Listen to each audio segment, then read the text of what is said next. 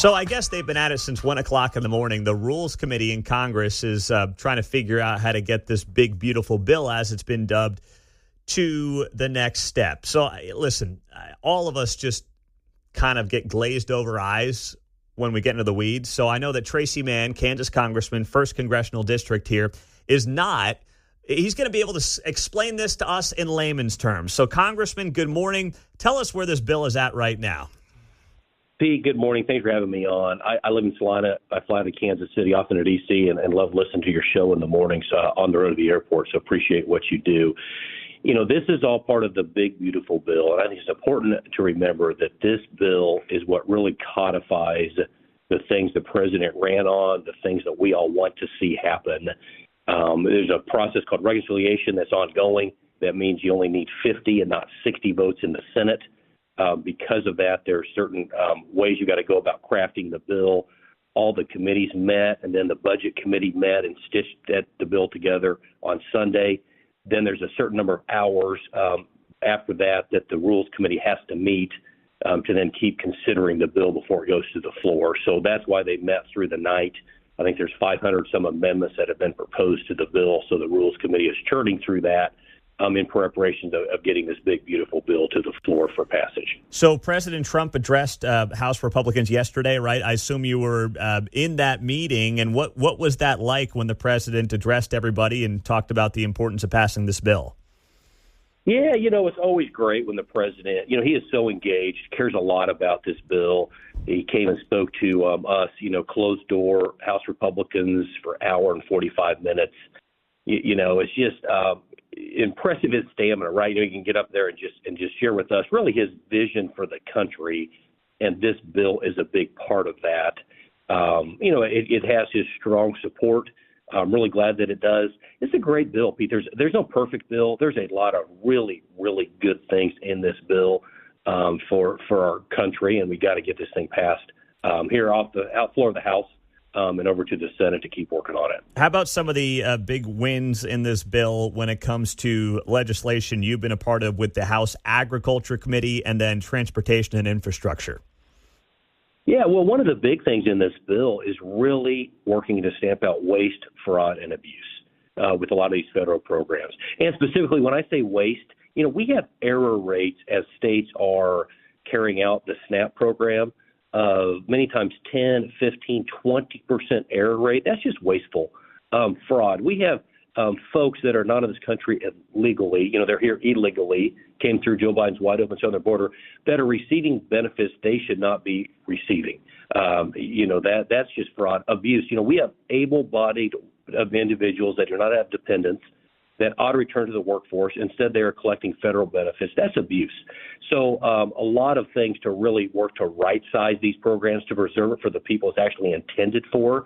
That came out of the Ag Committee, a lot of other great things as well. So what about, I see that there are some Republicans, Chip Roy in Texas, calling this bill a scam. And one of the main criticisms among some Republicans have been that there are not enough spending cuts in this bill. And obviously that was something that Republicans have been focusing a lot on over the last few months with DOGE and other things as we sit here $37 trillion in debt. So where are you at in terms of the lack of spending cuts and how to actually make sure that we are heading in the right direction and hopefully trending towards one day? Seems like a impossible concept, but having a balanced budget.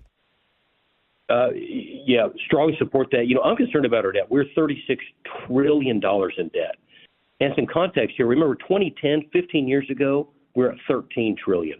So it's not just that we're at $36 trillion in debt. We've added $23 trillion to the debt in the last 15 years. Clearly, that's not sustainable. This bill reduces spending unlike any bill that I've ever seen in Congress, you know, to the tune of $2.5 trillion in cuts and savings that we're finding. Would I like to see more? Absolutely. This is not the only means and mechanism to do that, though. You know, we have the budget that's going to come up here later this summer, starting October 1. A lot of ways to do that as we get fiscal house in order. End of the day, this bill secures the border. It appropriately focuses our military on the threat that is China, stamps out waste, fraud, and abuse, And it also prevents tax hikes, because if we don't act January 1, everyone's going to get a tax increase, and we should not be raising taxes on people. But to your point, you've been there since 2021. You've been a part of the worst spending in congressional history. So like $2.5 trillion, that's over, 10 years? And a lot of those cuts, as I understand it, come after this president is out of the White House, and who knows what the country looks like then. So is there a kicking the can down the road element to this? Well, when you say been part of, I strongly opposed and voted against these crazy Biden budgets. Oh, of course. Yes. Up the American Rescue Plan inflation. We vehemently opposed these horrible bills for the country. I'm working, and I support moving up some of the savings that are in these bills, meaning work requirements for able-bodied individuals needs to not start 3 or 4 years from now. It needs to start as soon as possible. I'd like for it to start next week.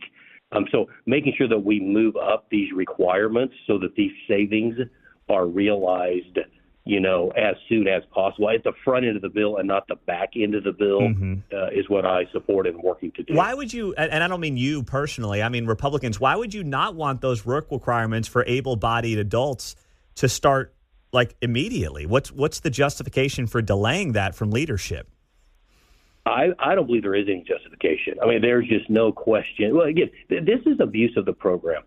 These programs, Medicaid, SNAP, I think most people would believe that there are times that folks need help. Yeah. But what's happened is these programs are totally abused, where you have able-bodied working, or you have able-bodied people do not have dependents that need to return to the workforce. They should not be receiving federal benefits.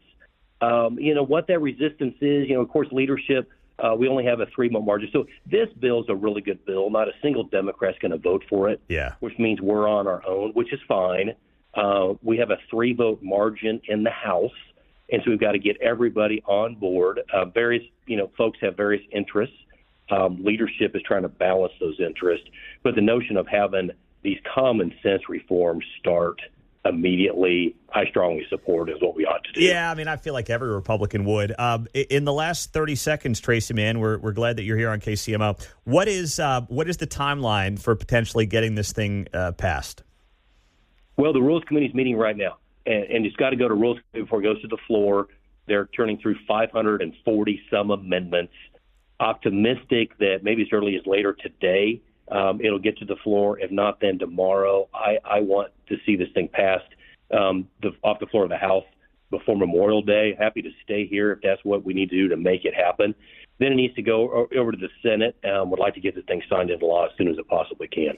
Well, we'd love to see, of course, some wins here, and especially on those tax cuts extension. That'll be big for the American people. Appreciate you, Congressman. Thank you so much for the time, and we will do it again soon. Sounds great. Thanks, Pete. Have a good day. You got it. Tracey Mann, 1st Congressional District on KCMO, and listening on the way to the airport. You got to love that.